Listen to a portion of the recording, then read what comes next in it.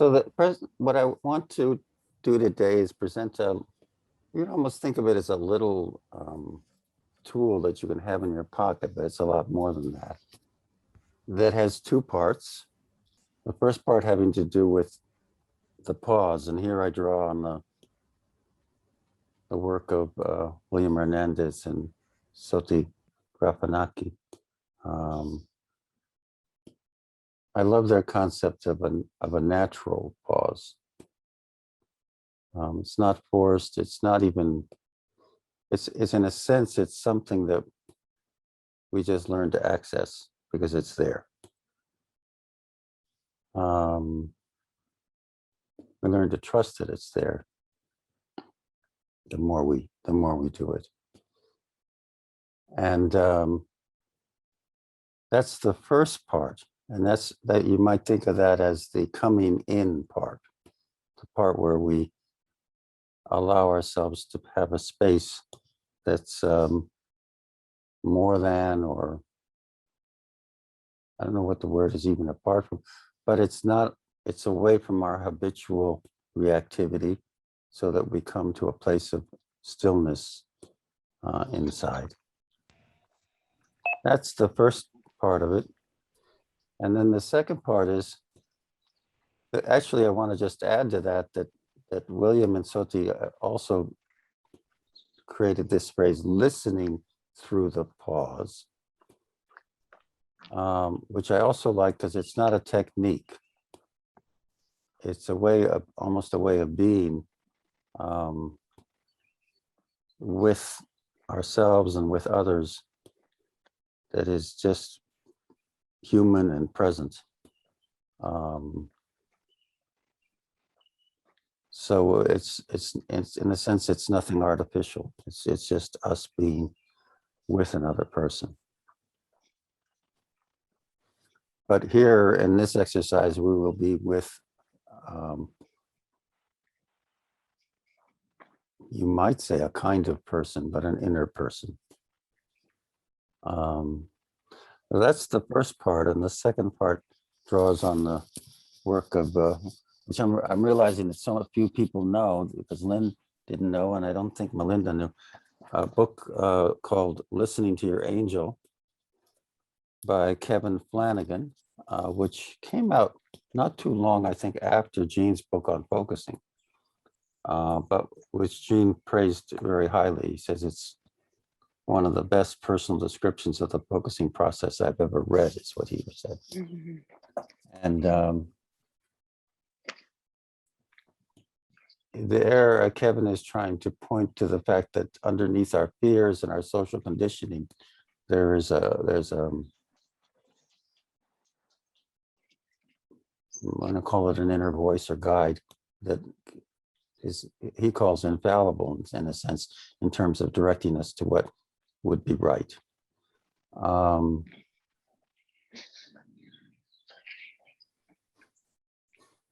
So what I would like to do as a group today is start with the pause part, and then have a pause where we discuss a little bit that part, and then we'll go on to the second part.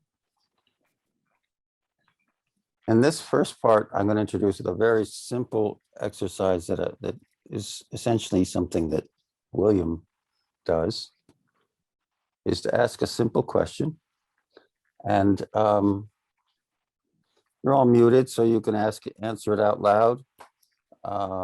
Even if you weren't muted, it wouldn't really be a big deal. But I ask you to say out loud when I ask this question, say the answer out loud. And the question is, what is your name? So just respond naturally and immediately. What is your name?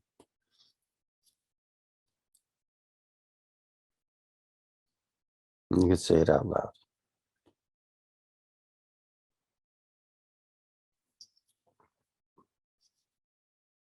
And now I'm going to ask the same question, but I'm going to ask you to wait 10 seconds before answering the question. So I'm going to ask, what's your name? You probably have said your name again by now.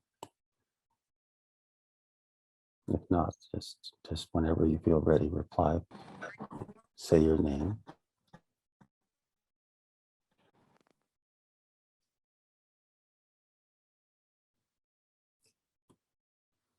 And I realize that as I do it this way, I kind of miss hearing the quality of people saying their name, because there almost always is a difference in how you say your name after 10 seconds than the way you say it when you just answer the question, what's my name? But you may have noticed a difference yourself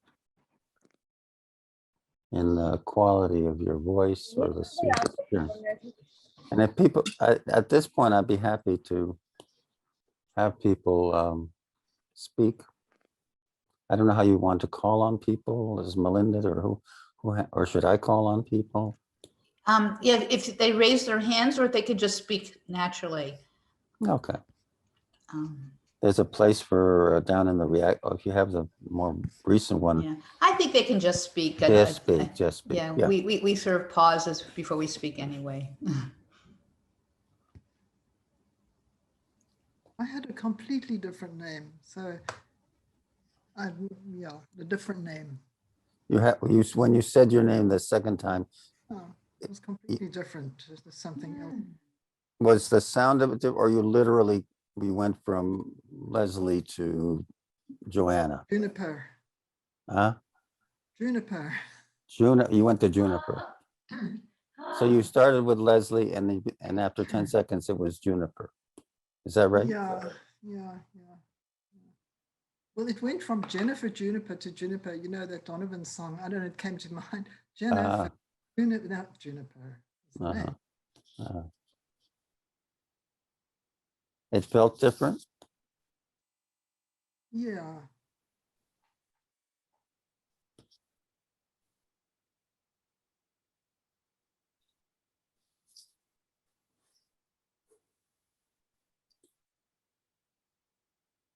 It's okay if you didn't notice the difference too.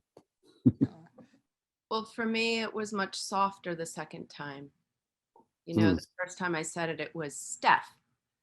And then after 10 seconds, it was Steph. So it felt much different.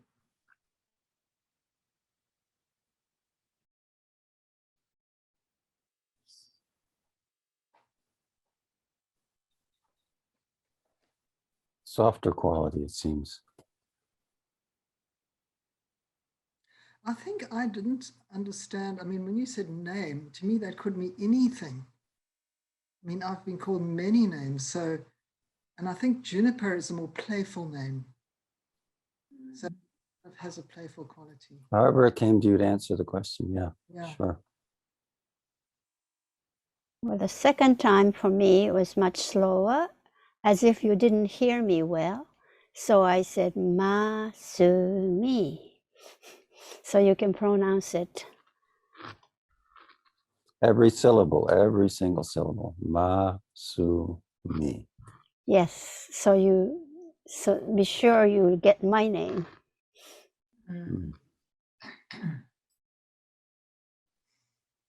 And getting your name means something. There's something about the other person getting your name that feels important. That's right. And also, I was thinking of the Chinese characters. Each character has meaning, and Ma is filled with long life and happiness. So I was thinking the meaning of my name while I say it slowly. Oh, so it's a meaningful. Yes, not only to communicate with you or with a person, but I was communicating with myself. Why I was given that name. How rich. Yeah. It felt to me like after a pause, there was more significance in the name. Like, what is your name? And it had more resonance with my wanting to say it in a way that it would really represent me or something. Again, more you. Yeah. there. Yeah. That's exactly how I felt, more me, saying my name at Mm. the same time. Yeah. Mm. The first time, it's just a handle, a functional thing, like this is the way you get my attention. Whereas the second time with the pause, it felt more like a real communication with me.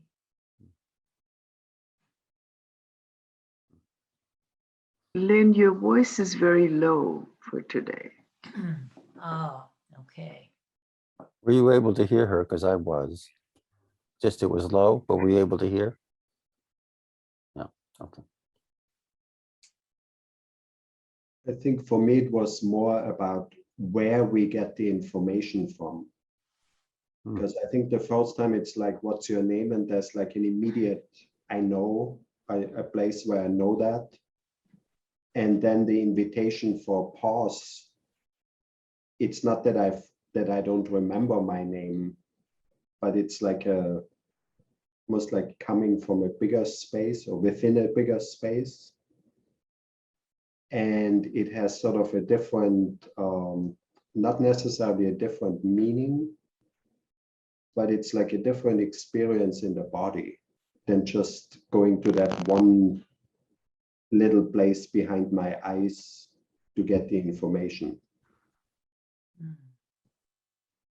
Yeah. It's a different experience in the body. Right. For me, it was the first time I said it, it felt like, okay, my name is June. That's my name. The second time, it felt inside like, well, my name is June. That's the name I was given, but who knows who I would be. Mhm. That's a bigger question of what your name is. What's your name? Right? Not just what sound was given to me to call myself.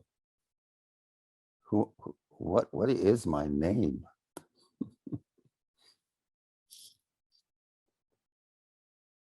It's like almost like a Zen koan, right? Mm. Mhm.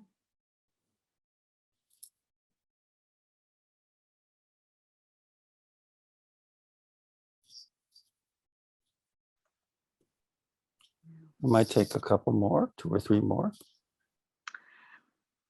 I felt the same thing, that the first time asking name was just like a protocol, like this is my number, I'm box number this, you know.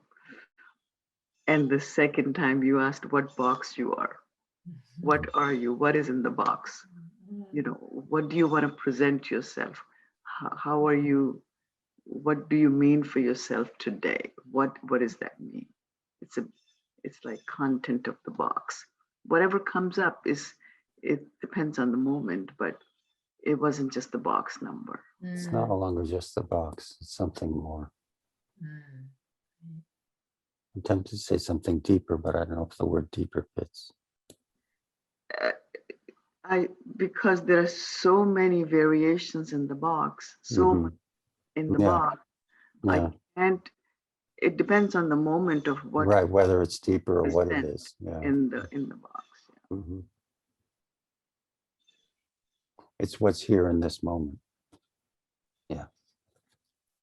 And that you're asking the name at the second time was more intentional, that you were really questioning me what is in the box, or what the second time asking is the pause makes it pregnant. Like, you know, what is it then? I don't know. I think you know the difference in Mandarin of asking ni hao, which is just sort of hello, Yeah, and ni hao ma, Yeah. which is where you really want to know how the person is. Yeah. Same thing in Hindi also. You can ask same thing and then ask with an emphasis of feeling part, and it sounds different, and it's Yeah. Ooh.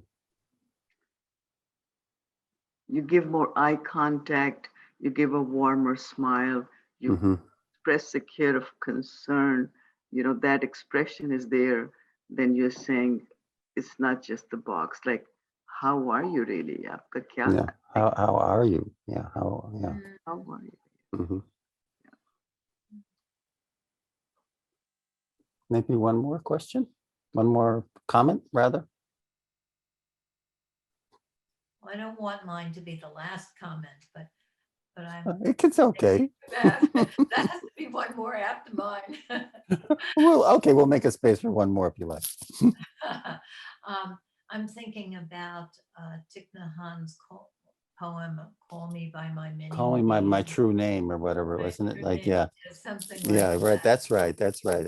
That was in the background. I know that was echoing with something. Yeah, that's right. That poem, "Call Me by My True Name." Yeah.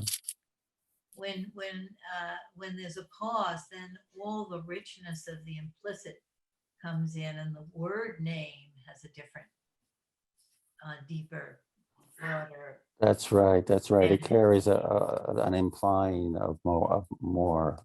Yeah, right. That's beautiful. Let's take one more because Lynn doesn't want to be the last.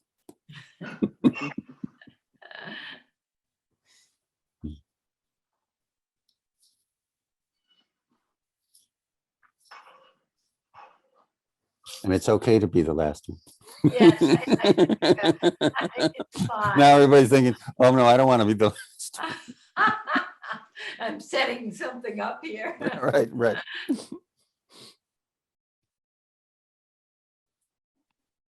I can be the last with a misunderstanding. I misunderstood. I was asking, what's your name? Whoever is coming here with me now. So I had the name of an angel I often call upon, and then another name. And the second time I had another name. So yeah. The important thing is not so much the name, but what happened as a result of the pause. The second name was a new name. I haven't. One that you had not used before. Yeah. Yeah. A Gaelic name and a name from a certain region in France. La Bretagne, from West. Yeah. Western France. Yeah. And Ireland. Yeah, the west, the part, it's called La Bretagne. Brittany, yeah. Yeah, right.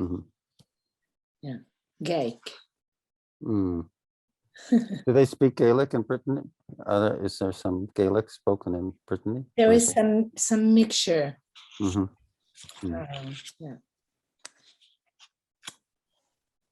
Yeah, there's no right way to do it. Yeah. The only thing is that I would like to have some, as much as possible, and not even everybody will have it, the experience of this what pausing does.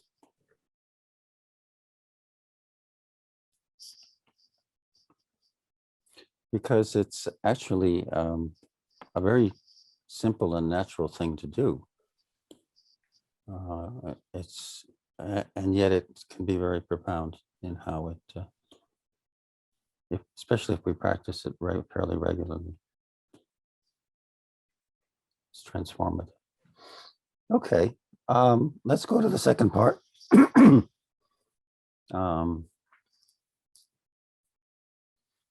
And this is the listening to your angel part.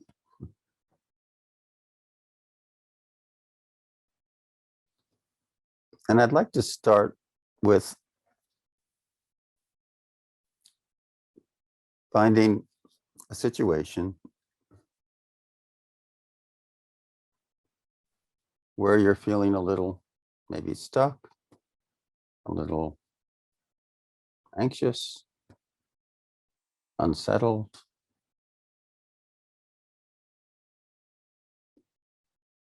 Where you have some sort of where you might actually welcome a friendly guide to help you.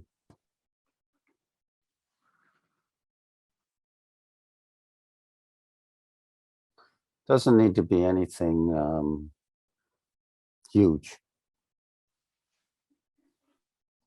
It could be, but for this purposes here, with the time that we have, probably it would be best to have something not too big.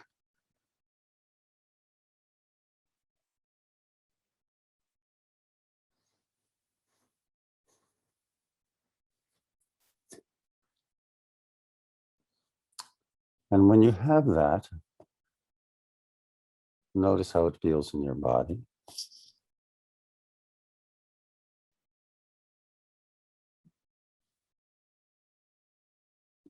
Anything that feels tense or whatever feels a little agitated, wherever you might feel it.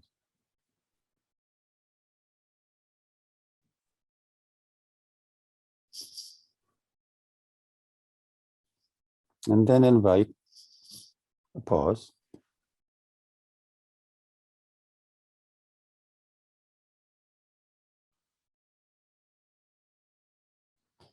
So that the pause allows you to go in and create a bit, find a bit, at least a bit of stillness, a bit of quiet inside.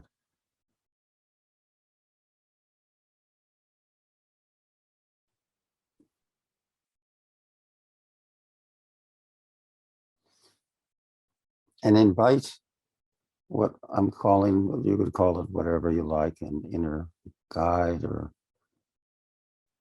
sort of something in you that kind of knows the right step here, that senses the right step.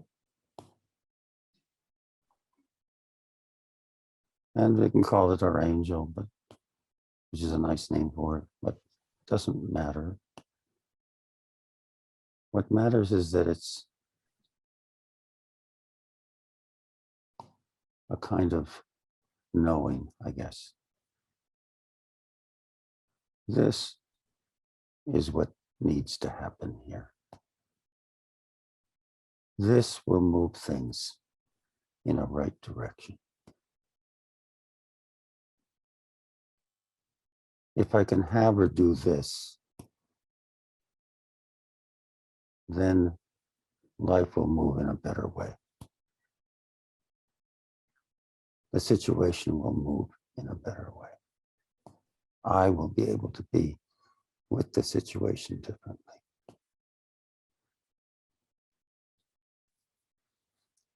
And you don't want to do this too quickly because that could come just too automatically. You want to be able to have something fresh come, something a little bit surprising.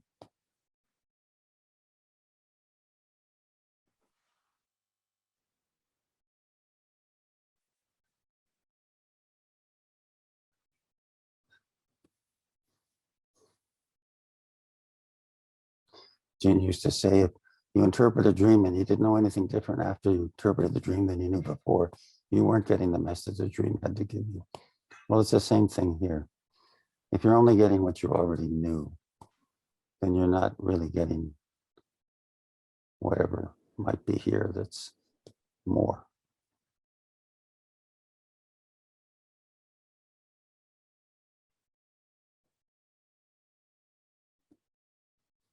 But don't force it, just be still.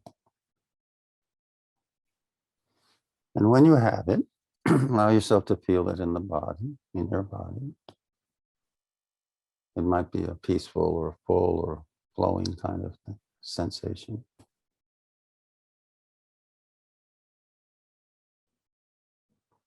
Maybe even joyful, possibly. And then You might imagine yourself back in that situation, or to bring the situation back. And says, how might I act differently now that I've listened to my age?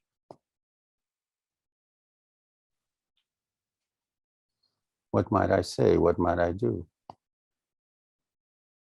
Not as something you have to do, but as a possibility that was not quite there before.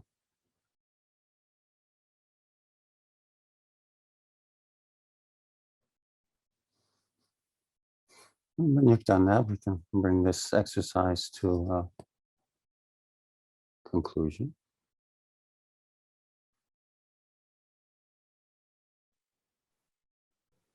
So this is the time when we have an open space for people to share whatever came, and I guess I look forward to hearing.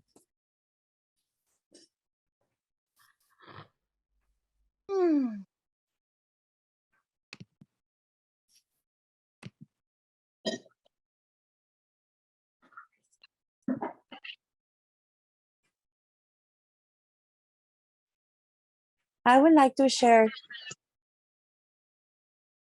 Okay. Go ahead, please. Well, first of all, it's really nice to be here. Hello, Melinda. It's been a long time. Hello, Lynn. Since the conference, I haven't seen you. Like Mondays, I was telling Carlitos that Monday are so difficult for me. Like I wake up with this hesitant feeling of like I hate everything. I don't want to be present. Mondays are difficult. So I'm glad to be in a Monday with all of you.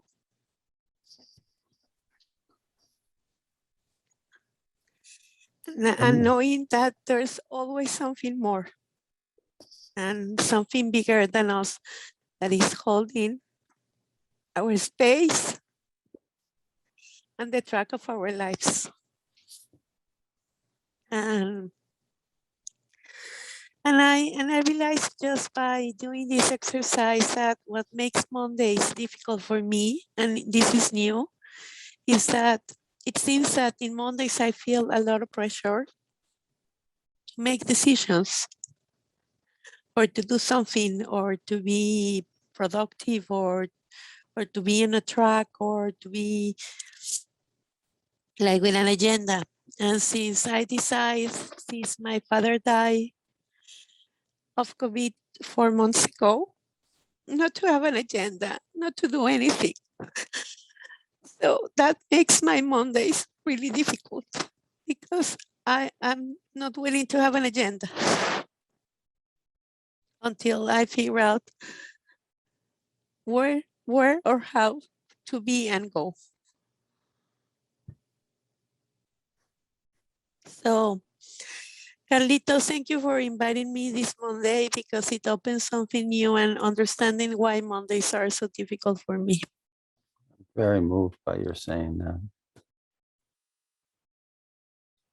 Thank you for being here.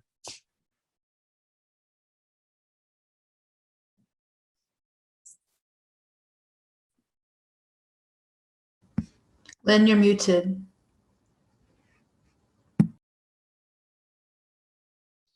Yeah.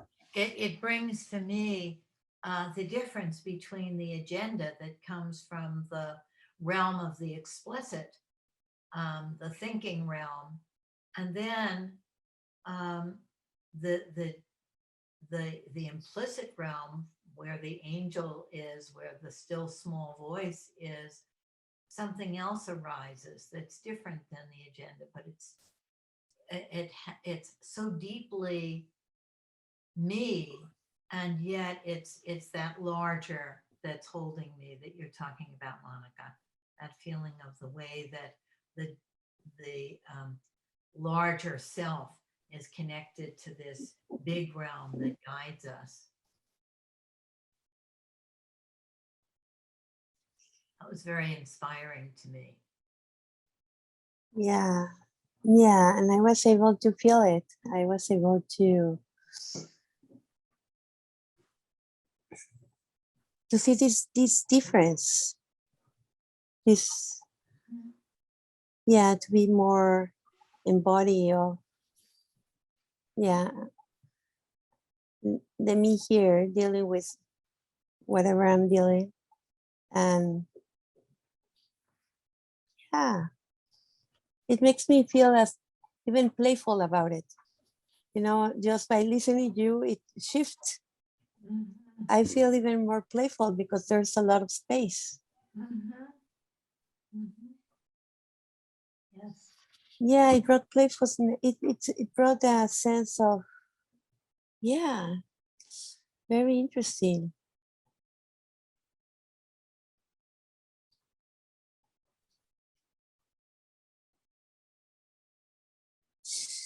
Yeah, thank you, Lynn. Thank you for reflecting that. Yeah, and I'm planning to be without agenda because I feel like there's a big soul calling me. Like I can feel it that the death of my father is a great opportunity for me to be more connected with this bigger space and to be living in a more unknown and structured way.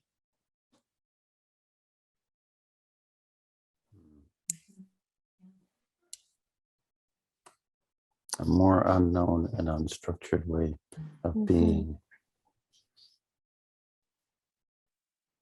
Something new. Yeah. Yeah, thank you. I feel happy. Even I was grumpy, I came in. I think we all are. Yeah. Yeah.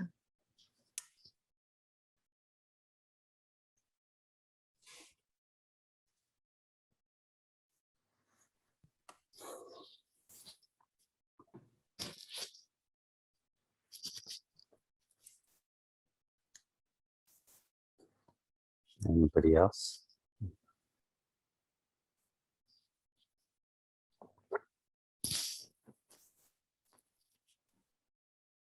I'll say something, Charles. Go ahead, I found the breakout rooms interesting. I learned from everybody.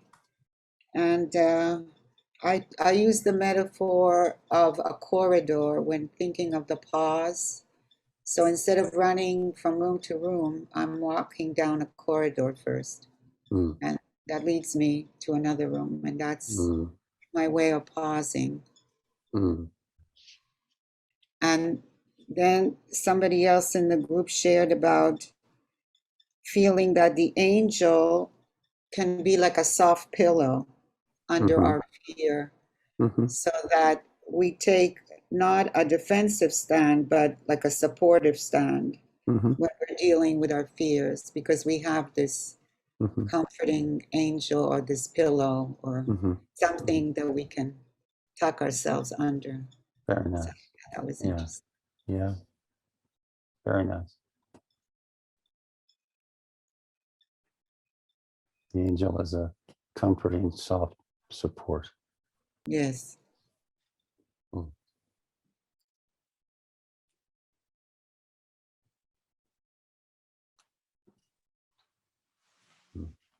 And your metaphor for the pause is a corridor that goes from one room to another.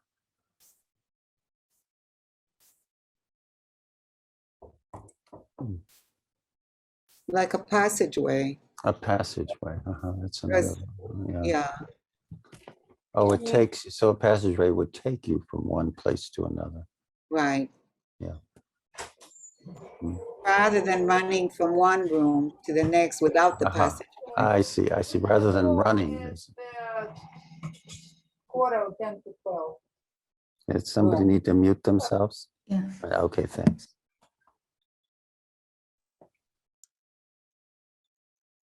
Yeah, so in my mind, running from one problem to the next.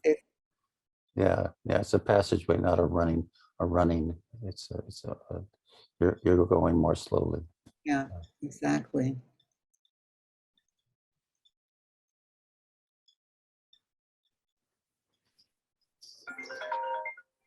I like that definition.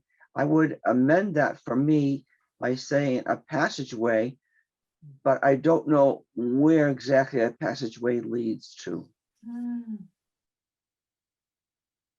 It's a good point. But that's not a bad thing, right? Or No, is that, no, not a bad thing. it's a journey of exploration and hopefully growth. But traditionally, when I think of passageway, I know where I am and I know where I'm going. I'm using Oh, the I see, I passageway, see, I but see. I'm amending it. I Hmm. like the definition. I'm simply amending it. A passageway to someplace unknown, Mhm. Or as yet unknown? as yet unknown. Yes. Yeah.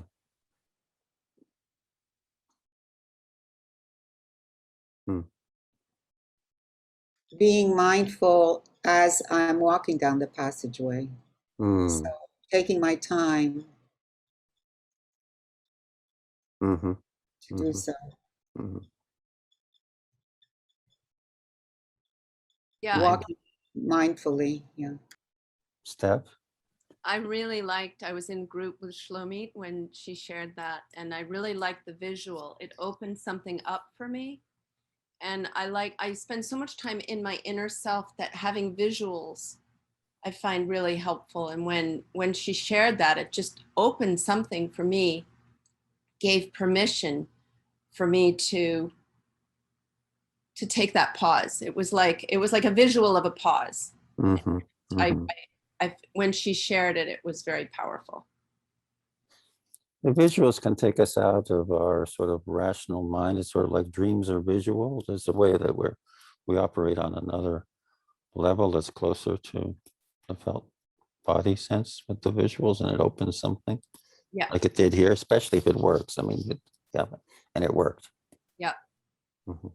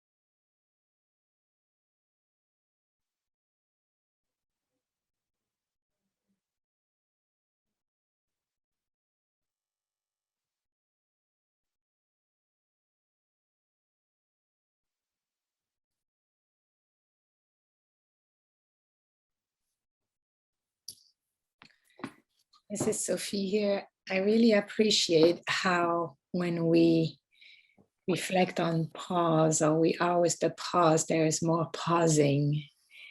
And I really appreciate the pausing like this in a collective.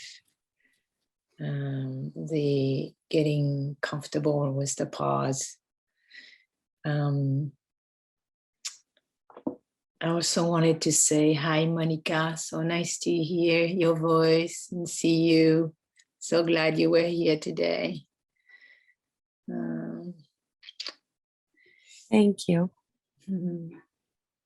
And it's interesting for me, the pause today was really led me to action. It was a very clear, and the way the pause has been enacting or acting, or the way I've been acting with the pause in my life the last year and a half has been more inaction and stopping and creating space and saying no. And so today, I don't know, maybe because it was linked to a situation, but and perhaps also to a guide. So a little bit of the comfort of something else. It was very clear. The message was very clear. I really got a very clear message, and it gave me courage to go forward. And I'm gonna do it. And there's a hummingbird that just came. That's your angel. That hummingbird's your angel.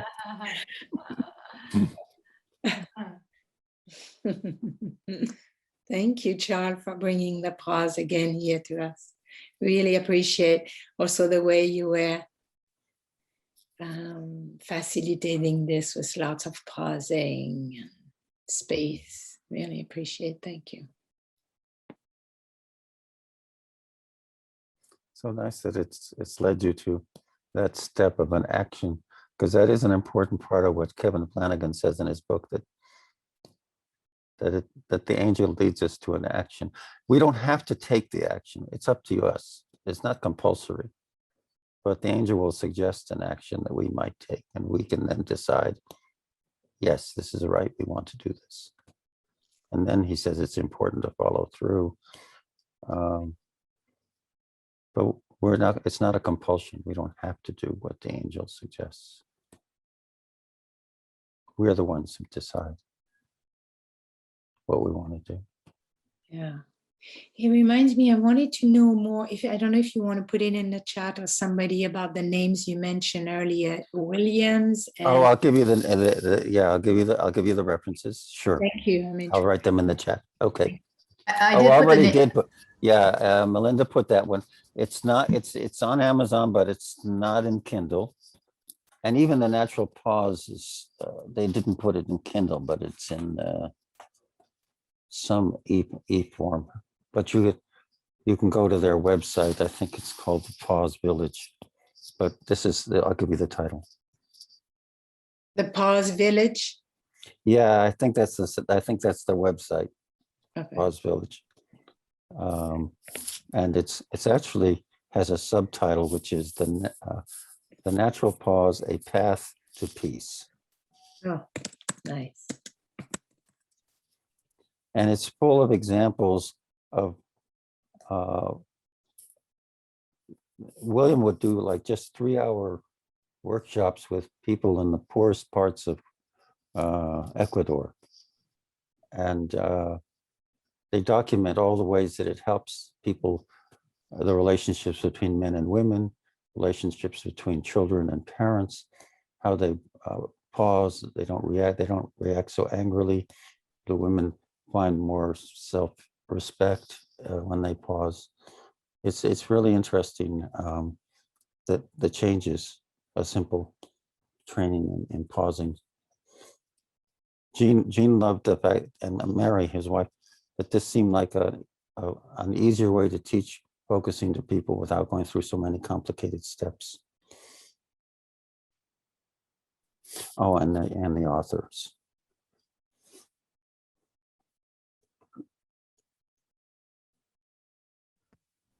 Charles, I did give the website to everybody. Oh, great. Thank you. There it is. Okay. Beautiful. Thank you.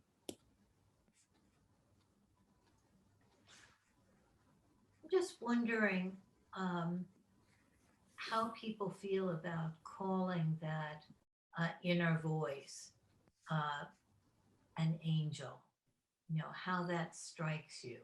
I think for some people it really will resonate. For other people it seems too out there. Religious or too religious or something. Right, or something. And what name you have for that, that still small voice that speaks to you, that larger self, that knowing, that deeper knowing. What do you call that to yourself when you're thinking about that? That you're going to take some quiet time to be in touch with yourself. What do you call that self?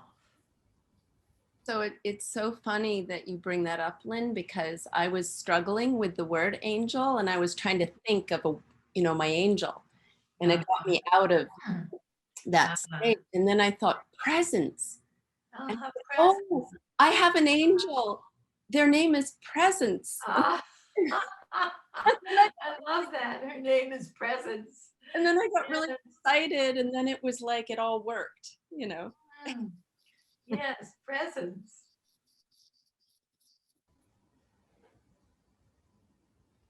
I think Angel is a convenient name. I mean, Angel is sort of, it didn't have like a spiritual feeling to it, although sometimes it does.